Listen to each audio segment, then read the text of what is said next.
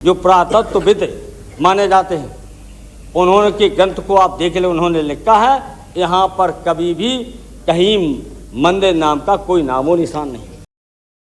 नमस्कार दोस्तों, आप देख रहे हैं न्यूज पेटी और मैं हूं गीत रौतेला। समाजवादी पार्टी के दो गिले चेहरे। समाजवादी पार्टी जिनको राम मंदिर से कोई मतलब नहीं, भगवान राम से कोई मतलब नहीं, हिंदुत्व से मतलब नहीं, सनातन धर्म से मतलब नहीं, लेकिन वही पार्टी इन जैसे मुद्दों पर बयान देने की जब बारी आती है तो ऐसे कूद कूद कर आते हैं जैसे इनके दिल को कोई बात हर्ट कर गई हो। वैसे ही समाजवादी पार्टी के नेता अखिलेश यादव जी जब से राम मंदिर का मामला उठा है तब से अपने बयानों के चलते कंट्रोवर्सी में बने हुए हैं। मुद्दा भी उन्होंने ही बनाया, कंट्रोवर्सी भी वही लेकर आए, लेकिन इस बार फिर से वो एक विवादित बयान के चलते कंट्रोवर्सी में आ गए हैं। और इस बार बयान उन्होंने प्रेजेंट को लेकर नहीं, यानी कि अभी के समय को लेकर नहीं, उन्होंने इस बार बयान इतिहास को लेके और इस बार बयान उन्होंने भविष्य को लेकर दे दिया है।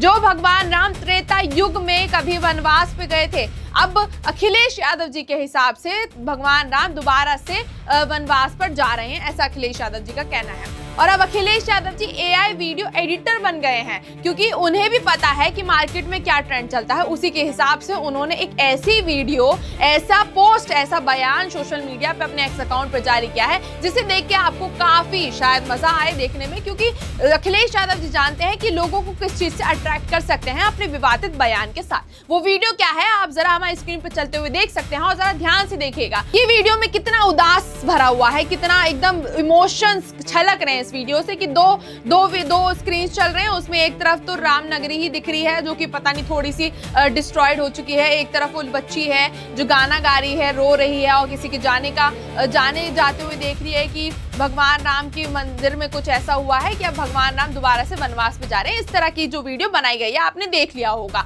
तो इसी बात पे अब अखिलेश यादव जी विवादों में आ गए हैं, क्योंकि अखिलेश यादव जी इतिहास को या बोले तो भविष्य को पहले से ही अपने सोच के हिसाब से बता रहे हैं कि भगवान राम वनवास जा रहे हैं क्योंकि राम मंदिर में घोटाला हो गया है। और घोटाला किसने किया है? घोटाला बीजेपी ने किया है। ऐसा सपा के लीडर अखिलेश यादव जी का कहना है कि बीजेपी सरकार जो है हमेशा डोनेशन देखती है, लोगों का भविष्य नहीं देखती। भगवान राम से उन्हें कोई मतलब नहीं है, उन्होंने हमेशा चंदे में डोनेशन देखा है, उन्होंने हमेशा अपना महत्व, अपना काम निकालना, अपना मतलब देखा है। ऐसे एलिगेशंस अखिलेश यादव लगाते हुए आए हैं। अब यहाँ पे हम बात करेंगे अखिलेश यादव जी की पार्टी के दो गिले चेहरों की। तो आप सभी जानते हैं समाजवादी पार्टी हमेशा से हिंदुत्व और सनातन और राम मंदिर, राम जी के ऊपर विवादित बयान देते हुए आती है। तो हम जाते हैं उस समय में जब बाबरी मस्जिद का मुद्दा उठा था, जब अखिलेश यादव जी के चाचा राम गोपाल यादव जी ने संसद में खड़े होकर एक विवादित बयान दे दिया था। विवादित बयान क्या दिया था मैं आपको जरूर दिखाना चाहूंगी। आप हमारे स्क्रीन पर चल रही इस वीडियो को देख सकते हैं। बाबरी मस्जिद पर कोई परिंदा पर नहीं मार सकता, नहीं मार सकता। फिर भी मुलायम सिंह के चलते जिन्होंने बाबरी मस्जिद को छूने की कोशिश की वो गुंबद पर चढ़ तो गए लेकिन उतर नहीं सके। ये रिकॉर्ड, और इस बात का समाजवादी पार्टी और उसके नेता को न कभी अफसोस था और न रहा है, न रहेगा। चाहे उसको मौलाना मुलायम सिंह कहें, चाहे मुल्ला मुलायम सिंह कहें, चाहे हिंदू माने, चाहे हिंदू न माने, चाहे हिंदू को देव को, चाहे न।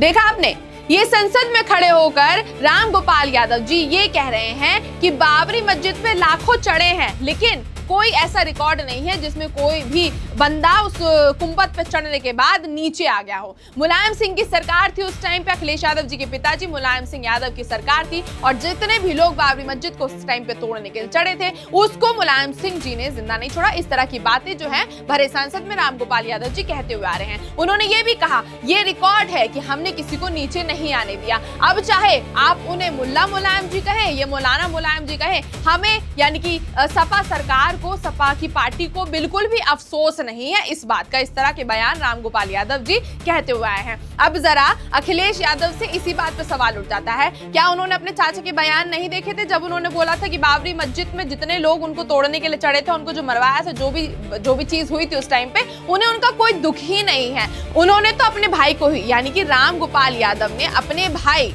मुलायम सिंह को ही मुल्ला मुलायम बोल दिया था। अब अखिलेश यादव जी उस पर शायद ध्यान नहीं देंगे। ये वीडियो इस समय सोशल मीडिया पे बहुत ज्यादा वायरल हो रही है क्योंकि अखिलेश यादव जी बार बार कोई ना कोई राम मंदिर से जुड़ा हुआ मुद्दा निकाल रहे हैं, जैसे अभी उन्होंने AI जनरेटेड वीडियो का निकाला। अब हम दूसरे उस पर जाते हैं। सपा के एक और मेंबर थे जिनका नाम है राजकुमार भाटी, जिन्होंने ब्राह्मणों के ऊपर तीखी टिप्पणियां की थी, उनके ऊपर अपशब्द आपत्तिजनक शब्दों का इस्तेमाल किया था, जिसके बाद हुआ ये था कि ब्राह्मण समाज काफी क्रोध में आ गया था। उन्होंने मुस्लिम समुदाय से उनको कंपेयर कर दिया था और पता नहीं इस तरह के बयान दिए थे जिससे ब्राह्मण समाज में इतना क्रोध भर गया था, जिससे ब्राह्मण समाज ने उनके खिलाफ जो है आंदोलन निकाल दिया था। हालांकि राजकुमार भाटी ने शायद इस चीज को साफ भी कहा कि मैं इस तर्क में नहीं कहना चाह रहा था, लेकिन जिस जगह पे उन्होंने खड़े होकर कहा और जो बात कही उससे कहीं नहीं लग रहा था कि राजकुमार भाटी जी इस चीज के साथ है या इस चीज के खिलाफ है, क्योंकि उन्होंने वो बयान सोच समझकर ही दिया था और जिस तरीके से दिया था उन्होंने कहीं ना कहीं ब्राह्मण समाज को टारगेट किया था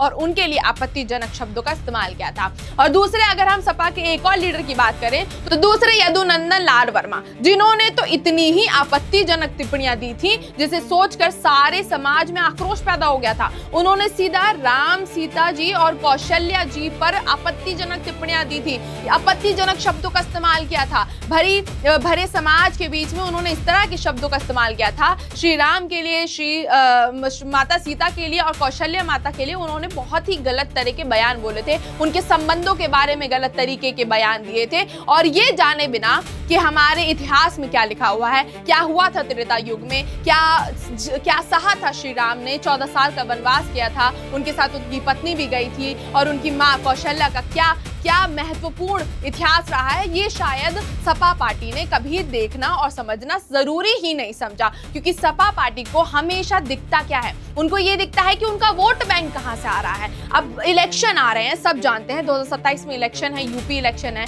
तो अखिलेश यादव जी को अब डर है कि अगर मेरा टकराव योगी जी से हो रहा है तो उन्हें शायद कहीं ना कहीं डर है कि वो इस बार भी इस सीट से हाथ न धो बैठे। इसलिए उन्होंने सबसे सही समय पर सबसे ज्यादा अच्छा मुद्दा पकड़ा, वो है राम मंदिर। राम मंदिर देश के हर सनातनी के दिल से जुड़ा हुआ मुद्दा है और काफी सेंसिटिव मामला है। तो अखिलेश यादव जी ये जानते थे अगर मैं राम मंदिर का मुद्दा उठाता हूं तो मेरे साथ पहले ही लोग जुड़ जाएंगे, क्योंकि लोगों को लगेगा कि मैं राम मंदिर के लिए बोल रहा हूं।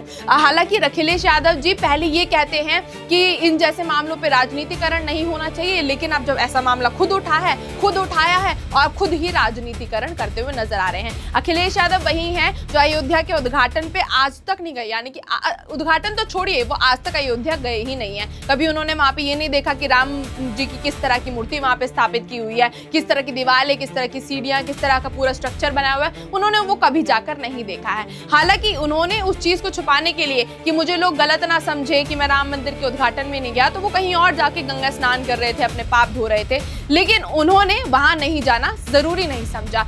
अब उनको दिख रहा है कि मुझे वोट बटोरने हैं, तो उन्होंने राम मंदिर का मुद्दा उठा लिया। बार बार हमेशा राम मंदिर के नाम पे वो राजनीतिकरण ले आते हैं, वो हमेशा भाजपा सरकार पे ही टारगेट करने लग जाते हैं।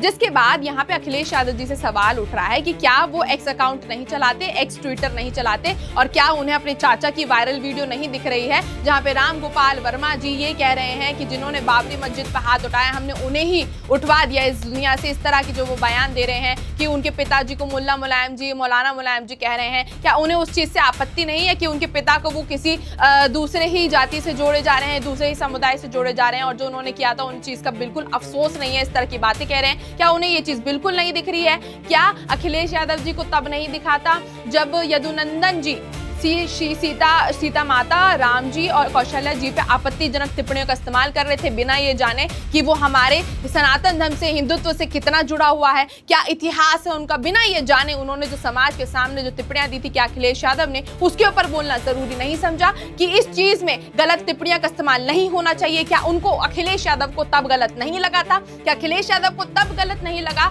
जब राजकुमार यादव ब्राह्मण समाज को टारगेट करके आपत्तिजनक शब्दों का इस्तेमाल कर रहे थे? फिर अखिलेश यादव जी बात करते हैं कि राम मंदिर में घोटाला हो रहा है और राम जी वनवास जा रहे हैं दोबारा से, क्योंकि अखिलेश यादव जी ट्रेंड भी बहुत अच्छे से जानते हैं। अखिलेश यादव जी ये भी जानते हैं कि देशवासियों के लिए सबसे ज्यादा सेंसिटिव मुद्दा क्या है, जितने भी सनातनी जितने भी भारतीय हैं उनके लिए सबसे ज्यादा सेंसिटिव मुद्दा क्या है वो अच्छे से जानते हैं। इसीलिए वोट बटोरने के लिए उन्होंने राम मंदिर का मुद्दा तो उठा दिया, लेकिन अब उसमें राजनीतिकरण इतनी तरह से घुसा दिया है कि उन्होंने AI जनरेटेड वीडियो भी बना दी है। तो अगर कल को आपको Akhilesh Yadav ji AI generated editor के रूप में कहीं दिख जाएं तो आप चौंकिएगा मत, क्योंकि उन्होंने शायद ये काम भी शुरू कर दिया है। क्योंकि अब उन्हें वो चीज नहीं दिख रही है जो उनकी पार्टी ने कहा था, जो उनके दोगले चेहरे थे वो उन्हें नहीं दिख रहे हैं। जो दोगले चेहरे हैं जिसमें वो सनातन धर्म को आपत्तिजनक अपमान करते हैं, जहां पे वो हिंदुत्व का अपमान करते हैं, जहां पे वो हमारे इतिहास को, जो श्री राम है उनका अपमान करते हैं, उन्हें वही नहीं दिखता है।